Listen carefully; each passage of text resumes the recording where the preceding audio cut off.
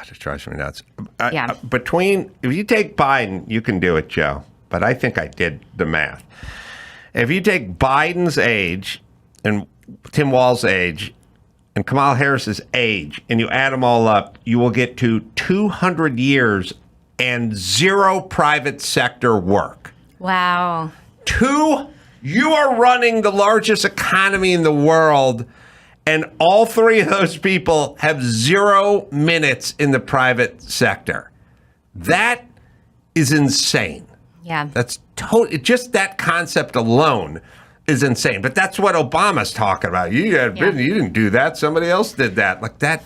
Again, if you have a farm, a family farm, thinking you didn't do that, my grandpa didn't come over here and till this soil 150 years ago. Really? Someone else did it? The hardest job. It's God's work, growing food for people, and to say that farmers are price gouging on food and we have to cap them is a death sentence to these farmers who are already on their knees.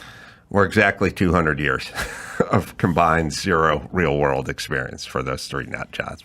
So good on it. That should be great. Well, here, Adam, so you asked me earlier if, we're making a formal announcement about dropping out and endorsing Donald Trump.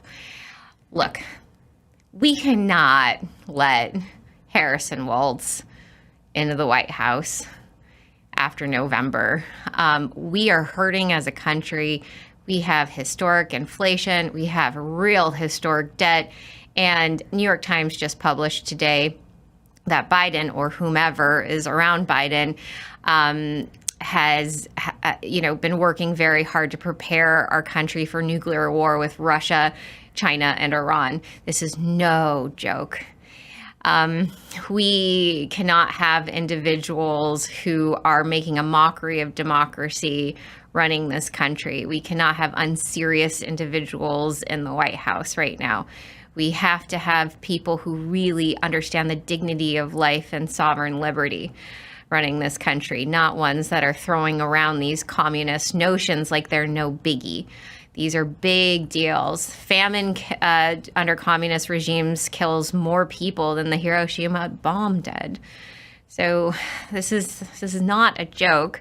We are not a vanity campaign. We're not a spoiler campaign. We went into this campaign to win. Yeah.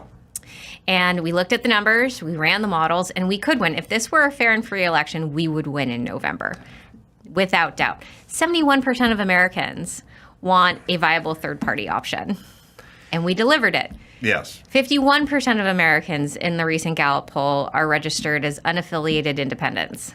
Right. That number is going up day by day. No, agreed. Who has stacked it against you? Is it the Democrats or the Republicans or both? Exclusively the Democrats. Why exclusive? What has motivated them? What has motivated them to keep us out?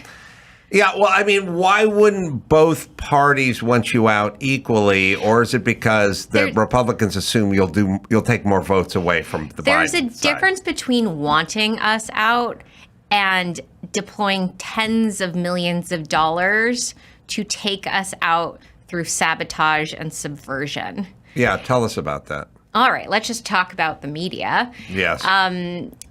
Bobby, you met him. He will go on anybody's show and talk to anybody.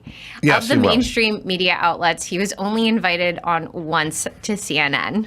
Right. And that was an Erin Burnett. She had a whole hit piece ready to go right in front of her, walked him through gauntlet by gauntlet by gauntlet. He didn't get a chance to talk about one policy stance. Right. Not one.